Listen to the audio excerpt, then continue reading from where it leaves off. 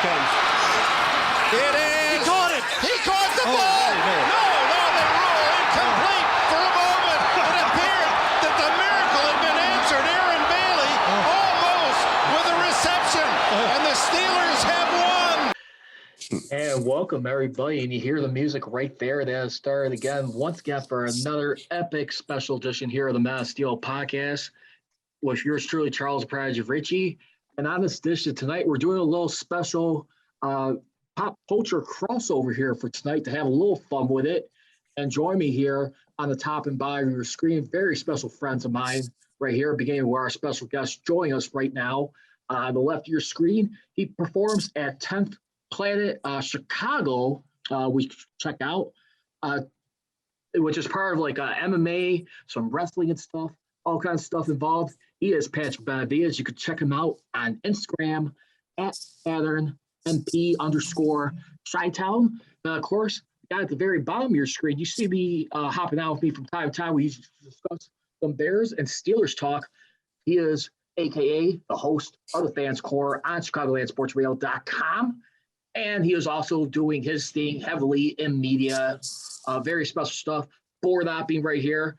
You can follow him on Twitter and Instagram at It's Me, Pauly C 47. Pauly C at the very bottom of your screen. And gentlemen, right now, I hope you guys are doing well. Hope you guys enjoyed the Zack Snyder's cut of the Justice League, man. A little winded, but I think it definitely hit all bases. How's everyone feeling tonight? Good, man. Thank you for having me. Likewise. Great. Yeah, great, Charlie. Thanks for having me. Appreciate it. I'm not gonna lie to you, man. You know what? Watching this movie very closely right here too, and we saw like the last Justice League movie that was in theaters. Obviously, it was a different director at the time. The last one we saw here was in 2017, long before the pandemic, a couple years out from it. And then, you know, Zack Snyder, he was starting to work on doing like his tweaked up version of it. I mean, you saw both the storylines from each of those movies right there. Very similar objective with the storylines right there, with Darkseid supposedly being the main villain, but Steppenwolf's supposed to be like the right-handed person, do the dirty work right there, capture these mother boxes right there, as we would find out throughout this movie right here. And basically, those were like sleeping mother boxes for thousands of years.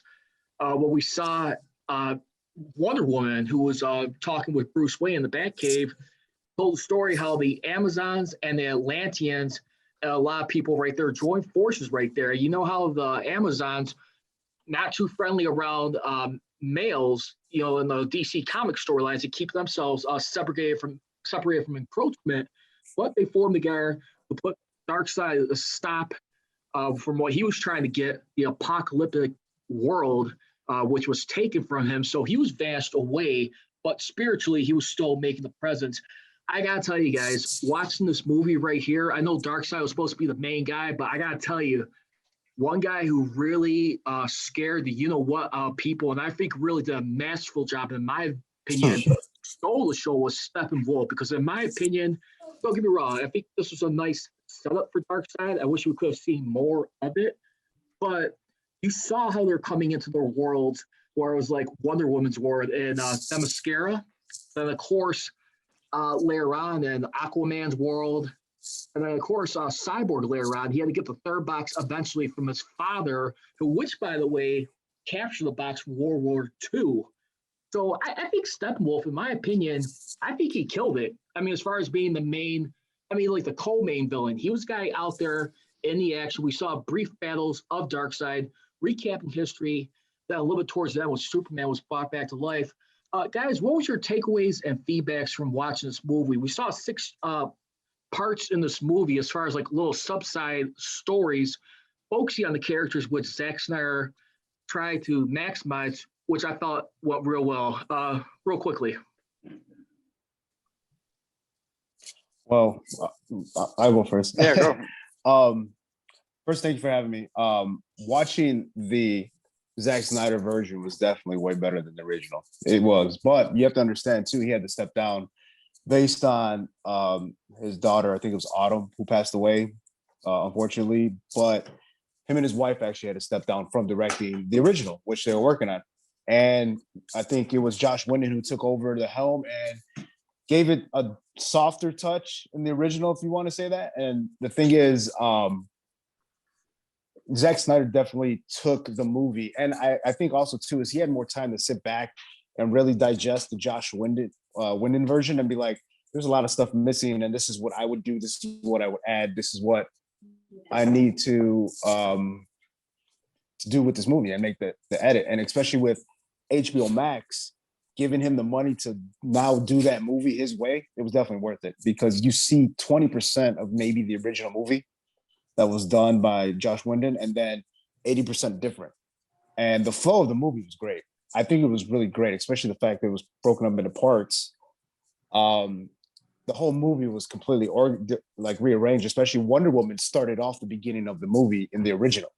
Her intro was like the beginning of the movie. And then they didn't do that until like late, like 50 minutes into the movie, an hour into the movie. That's when her intro came in. So my takeaway was that we got the backstory that I felt that we needed from Cyborg, a little bit from Flash, especially from like how the father ended up with the box. So there's more backstory, more dialogue too. I like especially Alfred's dialogues in between characters, where I thought was fantastic. And I don't think a lot of people were like really looking at like the little conversations he was having in between everybody, with especially Superman, towards the end of the movie. That's why I don't want to talk too much about it, because we don't know who's watching this and we don't know who hasn't seen it. But like, that actor, I think, was very great at the dialogue that they gave him to connect each character to like as a whole, as a league. But like the way he did it. But amazed. I was so blown away at like the emotion. There was more emotion, more connection, and more of a there was just so much, man. I'm still watching it again. Actually, I told you earlier, I'm watching it again because I'm now film studying to see what I didn't catch the first time around. So definitely, man, I applaud it, man. If I was in the theater right now watching, I would have stand up and clap, like, because this is what this movie should have been. Unfortunately, we had to go through with him losing his daughter, and they did what they could to salvage the movie. And I'm just glad that we actually got to see a remake of a movie, which is unheard of, because honestly, reboots don't happen until like 20 years down the line. So it was great that they got to allow him to redo the version in the way he see it fit. And Paul, let's talk about. So that's my take. You just hit on a moment ago, Patrick, and I 100% agree with you, because Paul, if we take a look at it too, fellas, the last two movies were on HBO Max, and I think that's a huge deal to have back-to-back movies, especially during a pandemic year that is still going on right now. We saw Wonder Woman 1984 debuting on Christmas, and the Zack Snyder's cut right here. Talk about, Paul. I mean, how much do you think we saw? Because if you think about the first movie, there was a lot of stuff, clearly a lot of gaps that were not filled. And I'm wondering how much, like the original guy who was producing it did not want to do a 4-hour movie. Probably didn't want to lose people's attention. But really think about it, he captured every detail. How much do you think HBO Max was pivotal in this movie, Paul? Oh, it was huge. I mean, this is, I mean, you and I've had these conversations a lot too, off air, Charlie, about the fact that the new age of streaming, look what he was able to do, and which I don't think, what's the longest movie in theaters before this? What, 3 hours, 3.5 maybe? I mean, that's a long time. It's 4 hours, Mm-hmm. and I think this is the start of something going forward, not just with more and more movies going from straight to streaming instead of going straight to theaters, but the fact that he was able to have this availability, this Patrick, I think you hit such a great point. We never get a do-over.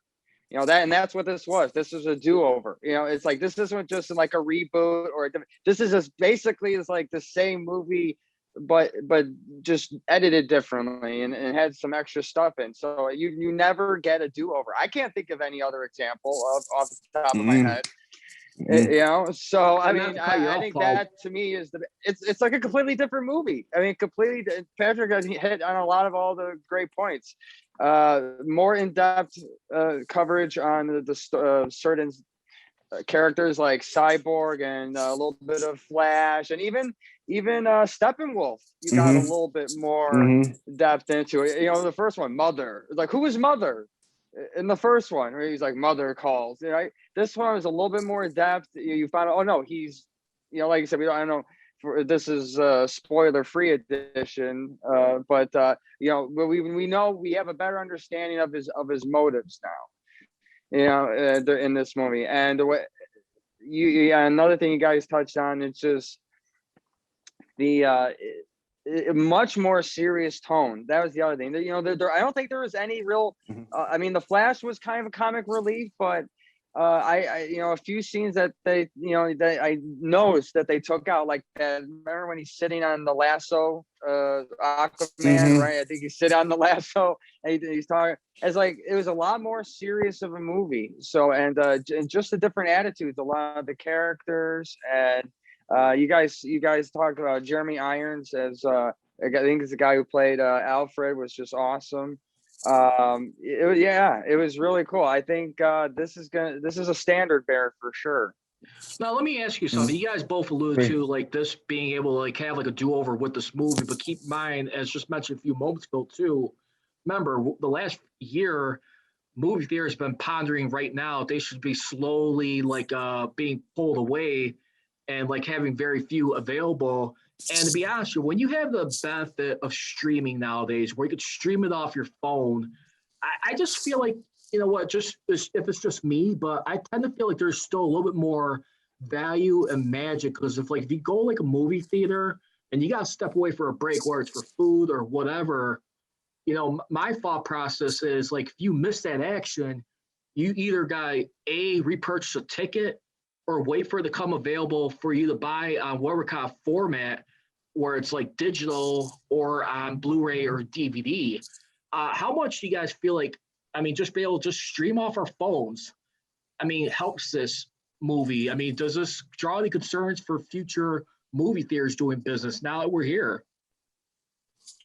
My take is, well, we live in a time where it's about information. We're in an information age. We're leaving the industrial age and we're in an information age. So it's how fast can we process information? How can we regurgitate that information? So when it comes to market and media, which is funny because that's my degree is in marketing. And so when it comes to this, HBO Max did probably one of the best things. Is they're like, hey, here's all the money, you do what you need to do. And that's exactly what he did. They took a big risk, but the risk is always worth the reward if you believe in what it is. So Zack Snyder, he set for it. But then, you know, you have now apps and AT&T buys in and DirecTV. So you have all these companies buying into these the apps and the streaming service. So Yep. you know, if they would have put this movie out at the theaters when things were open, they could have just did an intermission, like 15-minute intermission, and nobody would complain. I guarantee you nobody would complain because I was 2 hours into this movie and I had to walk away because I'm like, this is a completely different movie. And I can't believe what I'm watching. And I'm so mind blown because it's so effing good. And I was like, I'm only 2 hours in. I still got 2 more hours. But comes to social media and everything else, basically what this whole COVID did, it basically we pushed the fast forward button into what we were probably going to do in the next 5 to 10, which would have came down to watching and paying for services as soon as they come out on your phone or on any app. So, but the thing is too, is remember, we were supposed to have Black Widow that was supposed to come out in May of last year, which got pushed back to November, which we don't even know what's going on with that. And that's actually supposed to kickstart the next phase of Marvel, but we're not talking about Marvel, we're talking about DC. But see, that's the thing is, I think they're hoping on theaters opening up so that they can get that revenue back from actual paying for tickets. So it's a caveat, man. It's really a caveat and a catch-22 when it comes to this right now with everything, because we don't have a magic ball. We don't know exactly what's going to happen with theaters and so forth. But you know, they're going to put the product out and they're going to make their money one way or another. But right now, this works. this works, keeps everybody safe. But the thing is, too, it allows them to get positive feedback as if they're working or not. And they get to see what their money, their revenue stream is. So I'm all for it because it's convenient and it's time consuming, especially me being a father, and having kids. I can just stay at the house and relax and not have to worry about my 3-year-old acting out and disrupting somebody at the theater. So I guess it depends on the individual and what their preference is, but I would have loved to see this movie. I would have loved to. Once again, we're discussing here on the Man of Steel podcast, Zack Snyder's cut of the Justice League with me, Charles Pryor, reaching a special guest right here at 10 Planet Chicago, Patrick Benavides and Paulie C right now. We saw like the stories here that were breaking down. There were 6 parts within this. The first one being Don't Count It, Batman, where it starts off right after the alert and Themyscira. It spins over to Bruce Wayne going down and trying to recruit very first Aquaman. You know how Alfred, as you mentioned, Patrick, how he's able to interact with all the different Justice League characters, and he was having his doubts throughout trying to bring everybody back together. And then, because remember, Lex Luthor was also a key name we would hear throughout this movie too, warning that there would be an attack, and him and Bruce Wayne are kind of business partners but rivals at the same time. And then we would also see in part 2 here, later on, the Age of Heroes with the Amazons and the Atlanteans stopping Darkseid originally, as I just mentioned. Then part 3 was Beloved Mother, Beloved Son. We would see how Cyborg would lose his mother in a car accident. Both of them, he would survive. I love how he did the Gotham City University football scene right there. The football scene versus Wisconsin, him being star quarterback way in the game.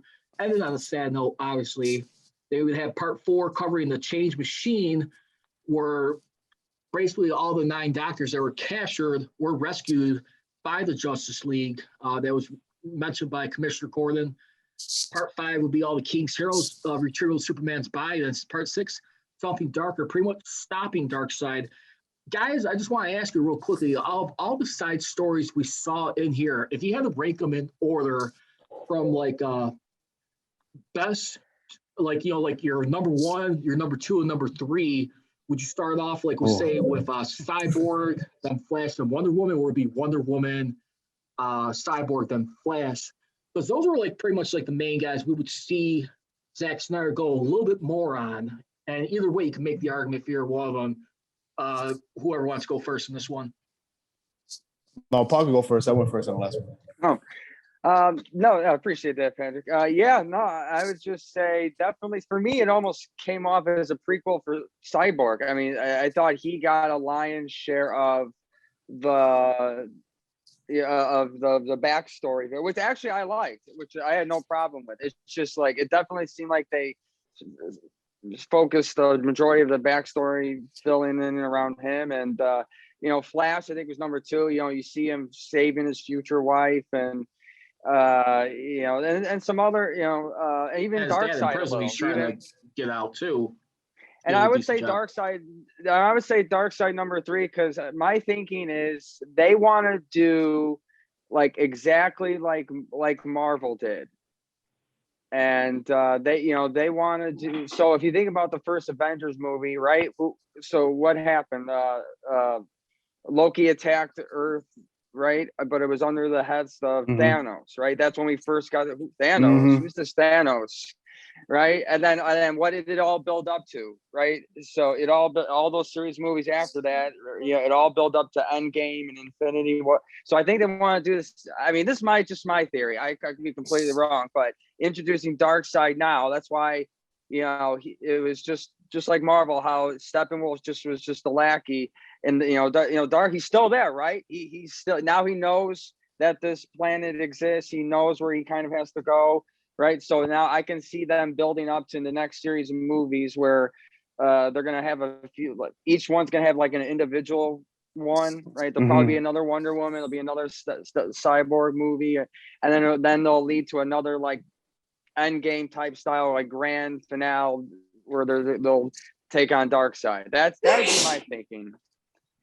So I could agree. Definitely. So in rank, definitely Cyborg, just because how they gave the backstory, but more in depth of the father talking to his son and letting him know, hey, this is who you are. That's who you used to be. This is who you are. And then when they went into that whole depth, what I loved about that scene was the self-conscience, how strong the conscience of himself was. He's a good human being. He's a good person. So that's why when he saw himself, he never saw himself as a robot. He saw himself, as he once was. And he doesn't allow who he is now to control him. He keeps that inner him. I love that. That psyche is so dope. If you don't respect that, what Zack Snyder did on that particular scene of showing you that he's in control. He doesn't allow his additions and his pieces to control him. No, he's still in control of who he is. And that was beautiful, to not allow the Dr. Jekyll and Hyde, if you want to call it that. Like, one is good, one's bad, obviously, but he keeps in control. And then the fact that they went so in depth on like what he's capable of doing, that was another, like, how blown I was on that whole scene. I was like, this dude is the man. This dude is the man. So we got that. And then that's why it's like, I want to say Flash, but I think just the scene in general demonstrates, like, just that whole scene, the music that went with that scene was perfect. How careful. Now, if you really pay attention to how careful he was with her, because if you take, for instance, let's go back to X-Men, First Class, Quicksilver, how when he would touch somebody, he would poke them, because he was doing it so fast that if he just poked them, they would go flying. So like, he had to be so gentle, knowing that he can hurt her.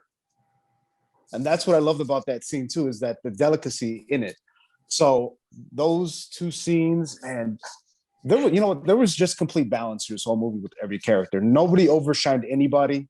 Everybody had their moments, but it was just very well balanced. Because if you look at the other DC movies, what was it? The Suicide Squad. As much as I did like it, the Will Smith as oh my God, I can't, One Shot just killed it for me, because it was like he had to be up here and everybody was here instead of just a squad as a unit. And you can't have that in these type of movies. It has to just be balanced. And that's what killed it for me, is him overshadowing everybody, or trying to. So in this movie, everybody's balanced. They gave us what we needed. So I'd have to go, honestly, Cyborg was one. Steppenwolf, Darkseid. But we can't forget about Deathstroke. Oh, yeah. The fact that we got a little bit more, we got a little bit more of that little taste. We also got to see the second iteration of the Joker once again. Remember, he had his Joker movie not too long ago. He gets injected into this movie towards the end, but in Bruce Wayne's nightmare right there. Remember, a lot of stuff too throughout the movie we saw, including when they were trying to bring Superman back to life. One of the flashes we saw earlier too, the things that put a scare in everybody, was Wonder Woman possibly having her life ended. And you saw like her people, for Themyscira, looked all in shock that she was coming to an end. Other people were affected right there. I gotta ask you guys a question real quick. We saw this traditionally in a lot of like DC, like animated movies or comics, when Superman was killed off. And when he returned, you notice how a couple of animated movies, he would start off in the black Superman outfit, the silver and black outfit. And the way this movie ended, they did not revert them back to the primary blue and the yellow and red S super symbol. How much do you think that was like emphasis right there, going a different direction versus the first one? I don't know if this was just a setup, but how impressed were you that? I mean, Superman being the main guy, usually when you think of Justice League. With the black suit? You're talking about reference to the black suit? Yeah, I mean, he did not go back to the traditional blue and the red red cape that we'd see him. I think we don't have to. I think you keep him in the black suit because it pays homage to where he came from, and the fact that it's reborn. He's being reborn again. He's alive. So it's like, why go back to what you were when now? And especially you have to remember the dialogue that was being spoken before he took off in flight was his two fathers. His two fathers were speaking on him, on what he needs to do. So that's huge on why he's paying homage to both his fathers, his biological, and then his actual stepfather, if you want to call it that. So no, keep the black, man. I'm all for it, because it's him paying homage to where he's from, but also keeping promises to both fathers. So keep it. I'm all for it. Paul? No change. I like the black suit. Yeah, no, I like the black suit. I do think though, like that nightmare scene that might have had them in the blue and red. It might have, if I remember correctly. I think so. Though. So I don't know if I that's the think thing. So I don't know. Maybe that might be something too. But no, I like. Yeah, I'm all for it for keep it. I mean, Henry Cavill, who I think just kills it as Superman. I think I would love to see him do another.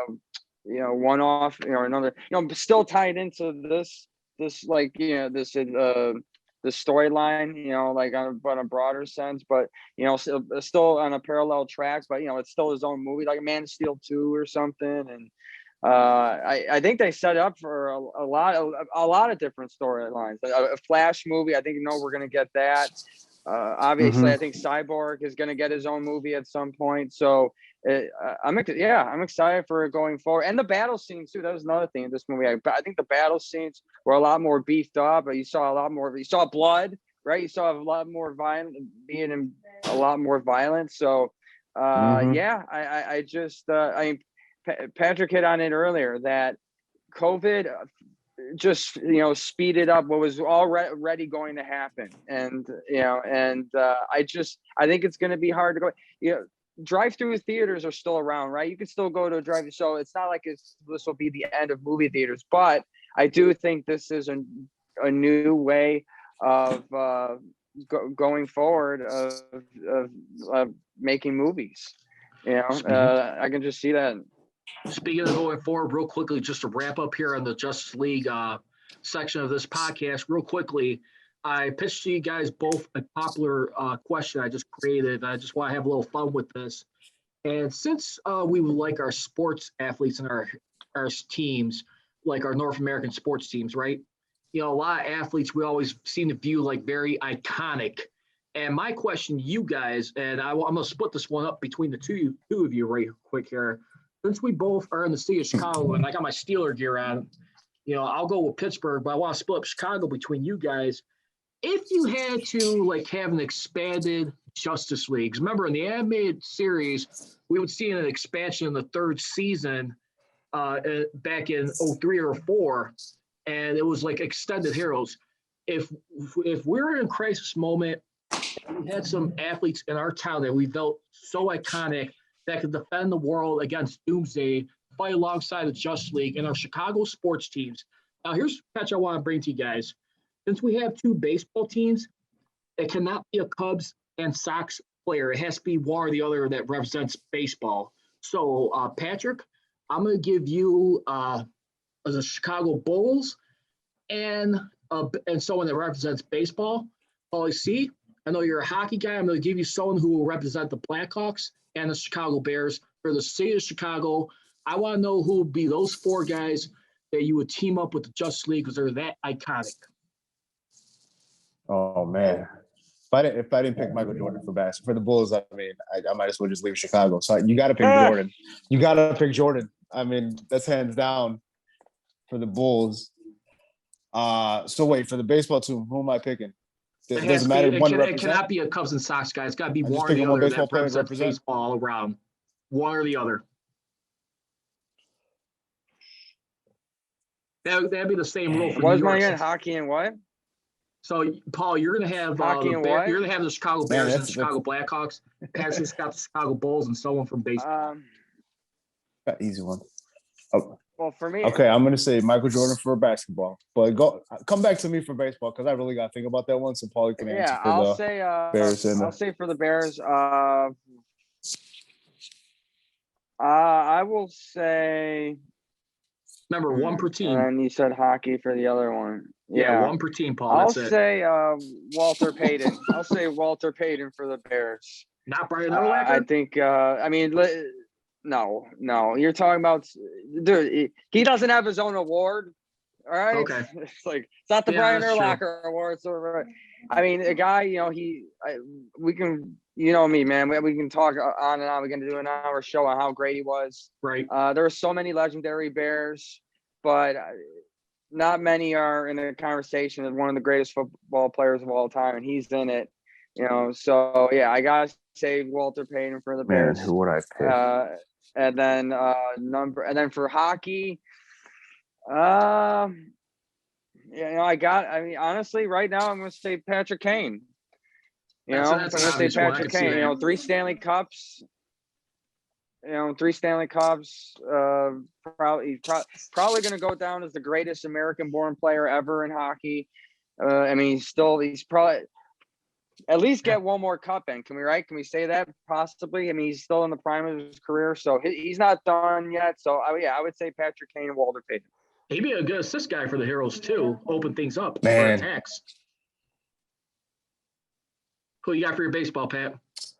Yeah, they all have their specialty. Man. All heroes have their specialty. I'm just trying to think of like iconic fights in baseball when it came to Cubs and Sox, right? That's what I'm thinking. That's in my head of like, who would I pick? Like knowing like they're ready to throw down, and there's only like 2 people that like are in my head, which was Carlos Zambrano, who didn't care who you were. That's a good And one. then it was Kyle Farnsworth, who threw hands, famous, the famous spear, and then throwing hands. So that's right. Yeah. So those are like about that. when it comes to these like players that just have a kill switch on them, I'm gonna go with Kyle Farnsworth. I'm just because he threw a spear and like he was just ready to throw hands. So he's that iconic over the big Hurt Frank Thomas. As far well, as we're like talking about ready to throw hands. You're talking about somebody as an offensive. I'm talking about protector. I'm talking about protector. Yeah. That's fair. That's fair enough. I'm just talking about somebody that's ready to throw hands. But like, I like it. So those are my 2: Michael Jordan, Kyle Farnsworth, just because he's ready to throw hands. And Jordan never backed down from anybody. So there you go. And he has his own his statue in front of the stadium. Well, since you guys already did Chicago, I'm gonna go with the Pittsburgh element here for the Men of Steel here and the Steel Town. Starting off with the Pittsburgh Steelers, I would have to go with the guy I'm wearing right now, Speed. I want someone that's fast, quick, and can make moves and so elusive. Troy Polamalu right there. It would be a great guy to be among the League of Heroes right there. You cannot tell like where he's going to be at any given moment. Probably some great sneak attacks or some teaming up on someone right there. So Troy Polamalu will be the guy for the Steelers. For the Pittsburgh Penguins, I got to go with Super Mario Lemieux right there.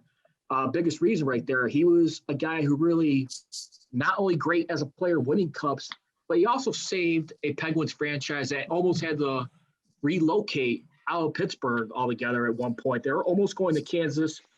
He bought the team with his own money that he invested in his own business. Pretty much owns the team right now, a big partner in that organization. Can't get more iconic than that.